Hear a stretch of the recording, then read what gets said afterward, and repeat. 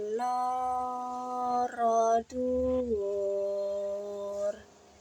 akeh wong ziarah panggonane para santri ingkang duwe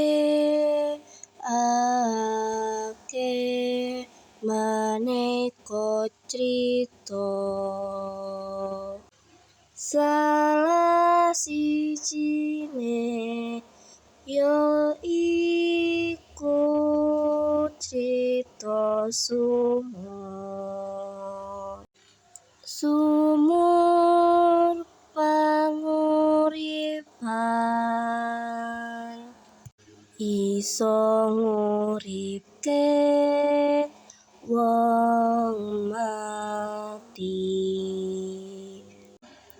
Salah sijine ing grandul